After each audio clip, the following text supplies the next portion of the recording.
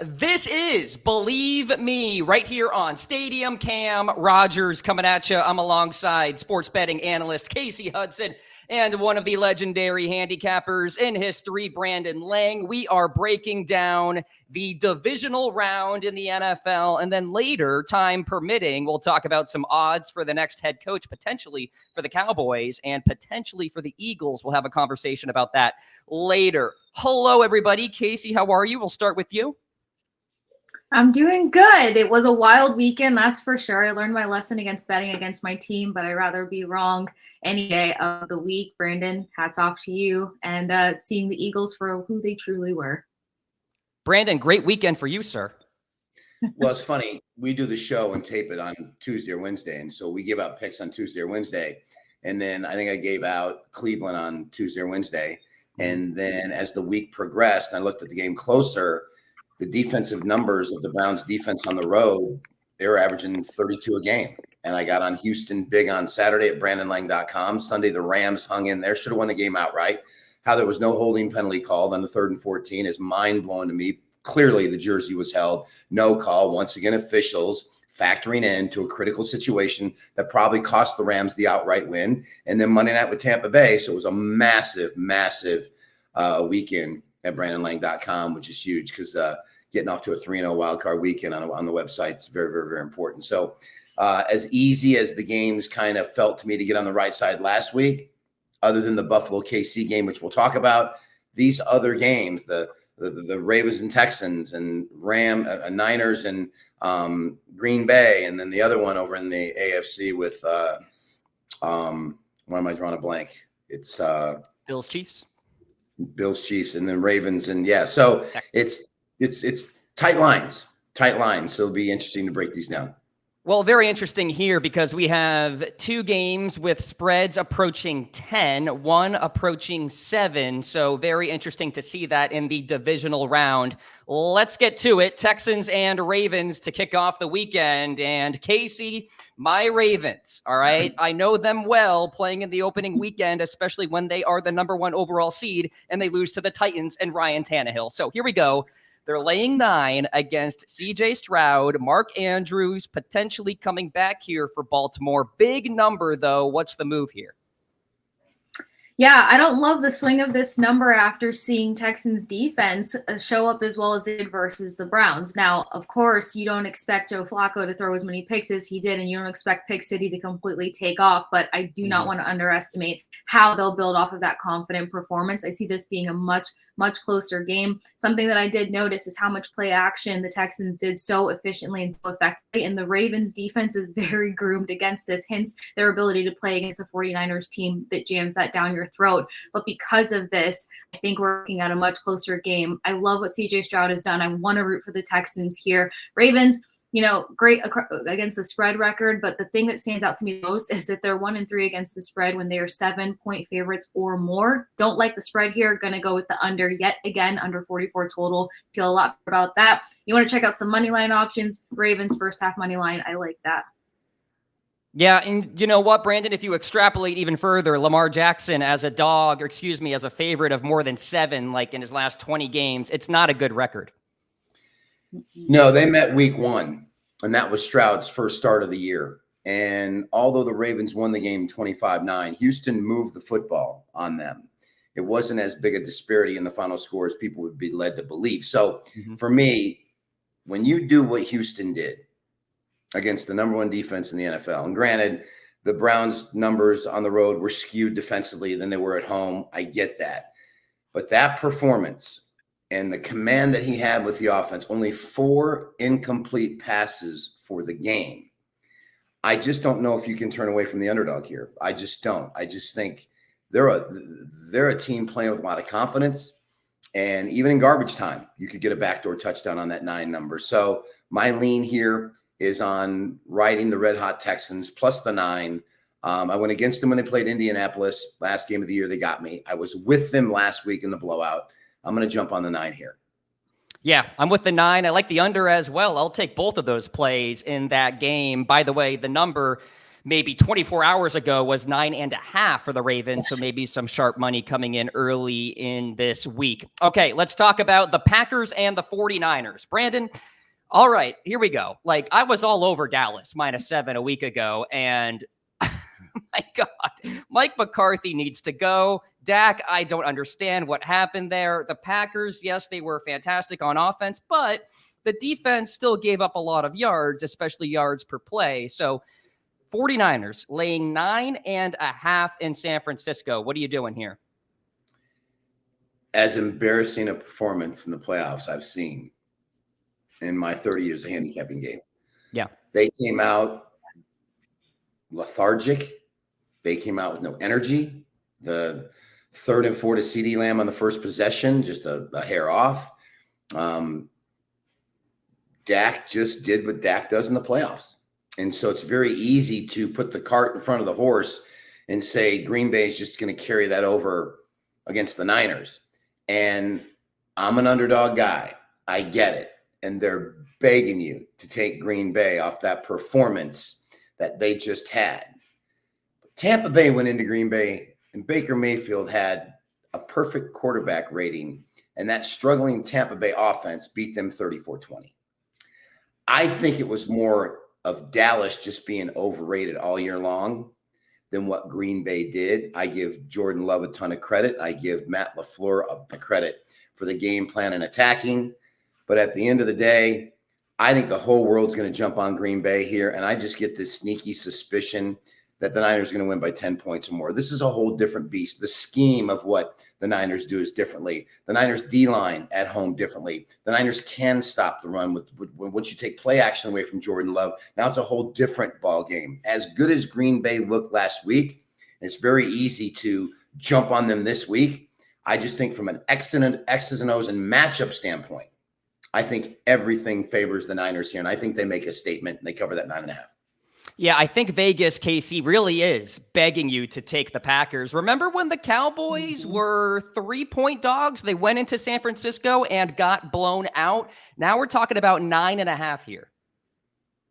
Yeah, I couldn't agree with Brandon more. I don't want to take away from what the Packers did, but the Cowboys defense stayed in the locker room and just entirely did not show up for this matchup. So I'm not going to weigh too heavily in what the Packers had a chance to do because the Cowboys team beat themselves in most aspects of the game. You're talking about an offense now that's first in passing efficiency, third in rushing efficiency, and has so much versatility when it comes to play calling. You have no idea what's going to come out of the pocket. One of the top offensive lines in the league that should not look anywhere like the Cowboys-Packers game. I'm laying the 9.5 here on this one for the Niners for sure. Yeah, something to note about the Packers here in terms of their defense, 20th in opponent yards per play, 23rd in opponent EPA per play. So maybe some shock value is coming for that defense after they play decently well against the Cowboys. We're on the 49ers minus the 9.5. All right, let's go to Tampa Bay and Detroit. Which, by the way, Green Bay was the first number 7 seed ever to win a playoff game since the format. So to think that 7 seed now is going to carry over on the road against the 1 seed, I think is fool's gold. I meant to add that too. By the way, historically too, San Francisco has dominated the Packers, you know, the Aaron Rodgers years and all that. Something to think about there. Tampa Bay. Yeah, hold on. Now that you said that, I didn't know this, but after Green Bay beat Dallas, I didn't know that they're 5-0 against Dallas in Dallas. And I think they beat Dallas 11 in a row. I mean, it was like some crazy stat that after the game, you're like going, how did we not just bet Green Bay? I mean, it was just like craziness in the NFL continues. And speaking of which, the Eagles got dominated, Kasey, by Tampa Bay. And my goodness, that defense was horrible. Now Tampa Bay goes on the road as 6.5-point dogs, battling the Detroit Lions, who, by the way, got outplayed on a yards per play basis against the Rams here. So something to monitor there. But you know, something tells me the Bucs can make this ugly and cover that number, Kasey. Oh, yeah. See, the first thing that comes to mind when I look at this and how both games played out this previous weekend is the fact that The Lions, they staled a little bit in the second half of their game. They were forced to play a lot more defense. Their management kind of shifted, whereas the Bucs have kind of proven themselves to be a second half team. So you're going against a Bucs team that you cannot count out unless you've blown them out by the third quarter. And that's something that they're being consistent in. Another kind of confidence booster, Baker Mayfield, the team is buying into him. And the Lions have let up about the same amount of passing yards as the Eagles. So you're going to be looking at a similar attack here from the Buccaneers, probably not keying in on Mike Evans, but getting Chris Godwin more involved. Kate Otten minus the drops is their guy to go to and stretch out the middle, which they need a lot of help in the middle. But if they come in with the same game plan, we're looking at a much, much better competitive game. So I kind of like the Bucs a lot to lean into this plus 6.5 on the road. And on the road, they're 8-1. This team is not bailed out or dropped their game plan when they're on the road. At home, it's kind of been a different story. So I really like the team to finally take it. I'm eating crow after last weekend, so I'm all in on the Bucs on this one. Yeah, really tempting here, Brandon. By the way, we talked about it before the show, but the Rams played really well enough to win. They averaged 7.7 yards per play on offense. Yeah, the Rams are kicking themselves in the ass because they should have won that game outright. As good a play caller as Sean McVay is, to come away 0-3 in the red zone was just abysmal. Absolutely abysmal. First and goal at the 5, you throw 3 times. Why not run once to get second and goal at the 2 or second and goal at the 3? 3 straight passes on that first possession. And I turned to people I was watching the game with and said, that is going to come back to haunt them somewhere down the road. First and goal, 5 are in, and you settle for a field goal in a playoff game, it's going to bite you. Even with that being said, the hold on the 3rd and 14 late in the game, that sets them up for probably a winning field goal if they can get the defensive stop afterwards. So all that being said, Detroit did not look good in the second half. But still offensively, these two met week 4, week 5. I understand week 8, week 7, because I had around there +3 at home in that game. And Baker had plays to be made and just did not make them. Detroit won the game 20-7, I believe. And there was a 3rd and 13 from the 22 where Detroit scored a touchdown on. And then the other Detroit touchdown kind of came on a fluke play. So the game was much closer than what you would be led to believe. I tend to lead towards the dog, but my play is I think Tampa's offense looked good last week. And I think they've developed offensively. I go back to the 34 they scored on Green Bay on the road. And as Kay said, they literally play much better on the road. I'm going to go over the posted total. I think both these teams are going to score. I think we're going to be in for a shootout. And I'm going to go over the posted total. I think Baker's going to have a day, but I think Goff's going to have a day against that Tampa 2, where Hurts had guys open. He just missed them. He felt the blitz. And if you blitz Goff and you man up on the outside, Brown and Reynolds, they're going to get open. I'm going to go over the posted total. All right. I'm going to go with Kasey on this one. I really like that 6.5 number. You know, there's something juicy about this matchup here with the Lions offense in the red zone, number 2 in the NFL, the Bucs defense in the red zone, 3rd in the NFL. So I think the game will be won there, but I do think Tampa Bay muddies up this matchup here. I do think the Lions win outright, though. Okay. Cam, I will say this really quickly. Yeah. There was a couple... Spin the 130. Last time these two teams met each other, the Lions and the Bucs, there was a couple key secondary players that were not in, and 2 offensive or defensive linemen that were banged up as well. So you're also looking at a defensive shift in the package that they're going to get. And of course, probably run blitz heavy again for the most part. So yeah, you're going to have different guys that are going to be prepared. And sometimes matchups in the early going of a year don't necessarily matter much when you do the rematch in the playoffs, right? Things change, injuries, all that good stuff. All right, let's get to the game of the week. Chiefs, Bills, and Brandon's going to kick us off with this one. Patrick Mahomes goes on the road to battle the Bills in the playoffs for the first time. The Bills are laying 2.5, Brandon. Nice cheap number there. What are you doing? They should never have lost the game that they lost with 22 seconds to go because Leslie Frazier and Sean McDermott are bozos.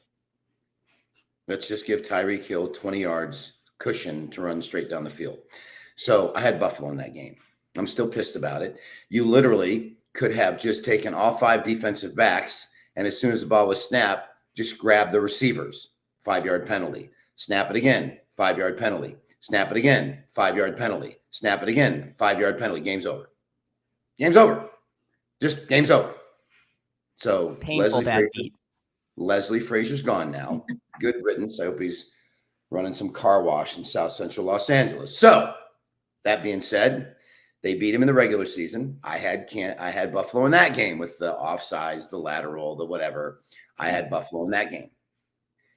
I've been begging for years for Kansas City to have to go on the road and let's bundle. I'm MV bundle. Go on the road and win a playoff game. Because guess what? It's not going to happen. Buffalo has waited for this. I've waited for this. You want me on that wall. You need me on that wall. Who's going to guard that wall? You, Lieutenant Weinberg. You, Lieutenant McCaffrey.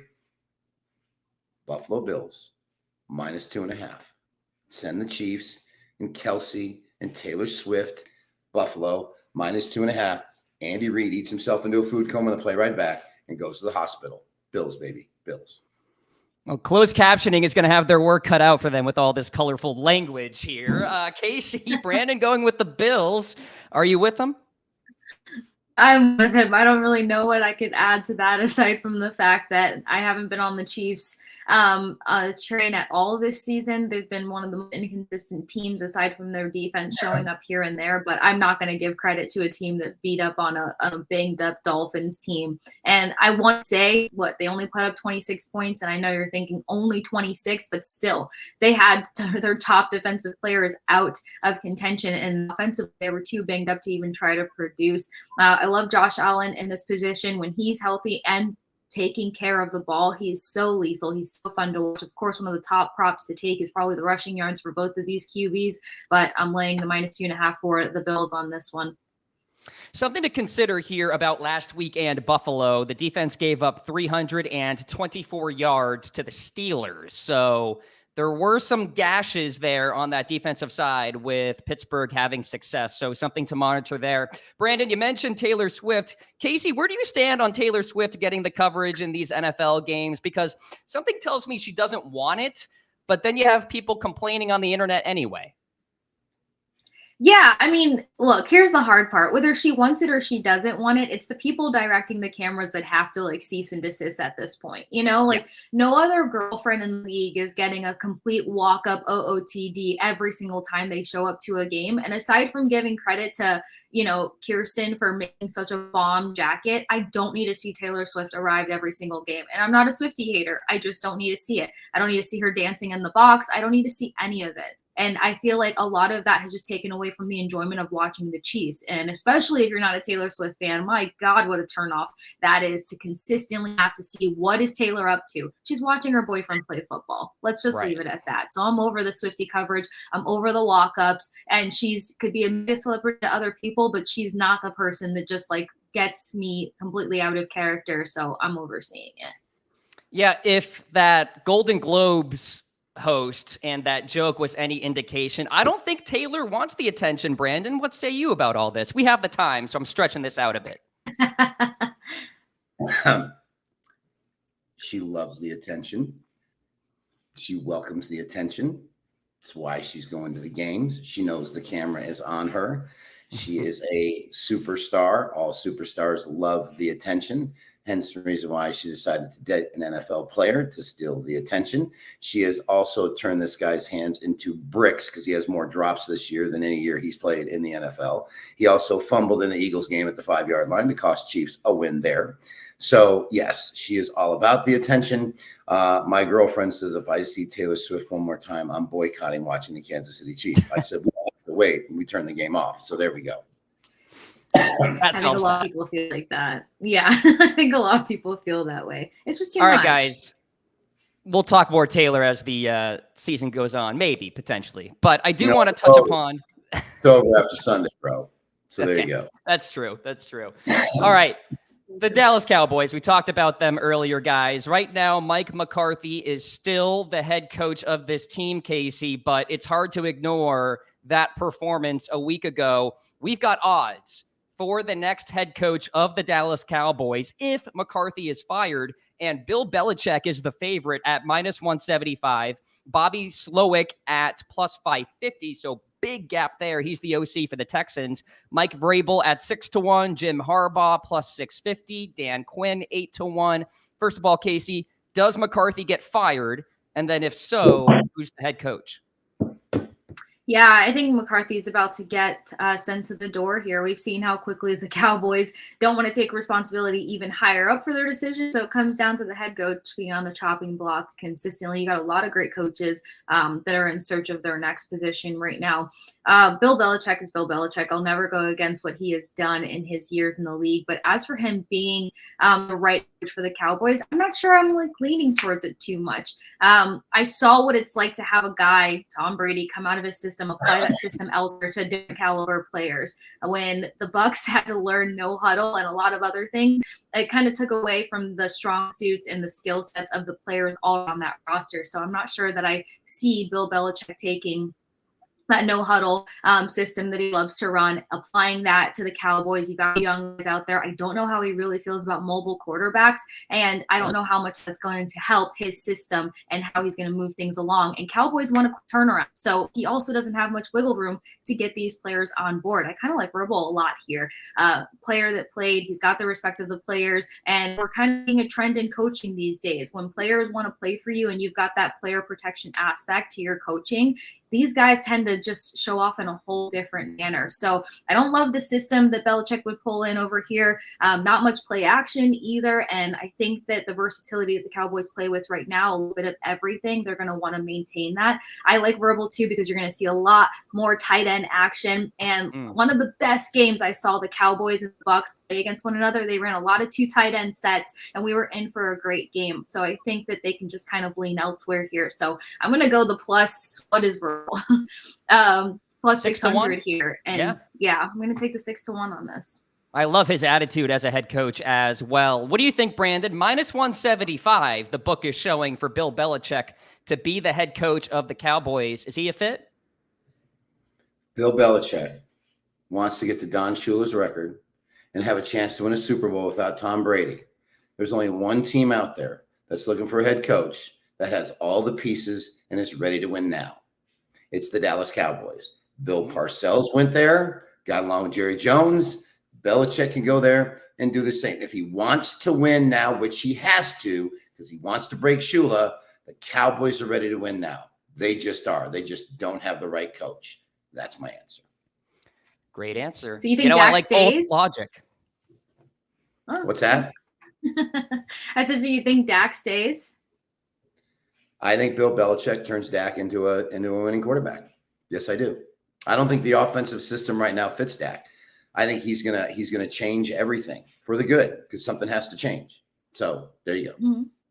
There you have it. Folks, this has been Believe Me right here on Stadium TV. Cam Rogers coming at you for Kasey Hudson and Brandon Lang. Best of luck to your bets this weekend. Enjoy the football. We'll talk to you next week.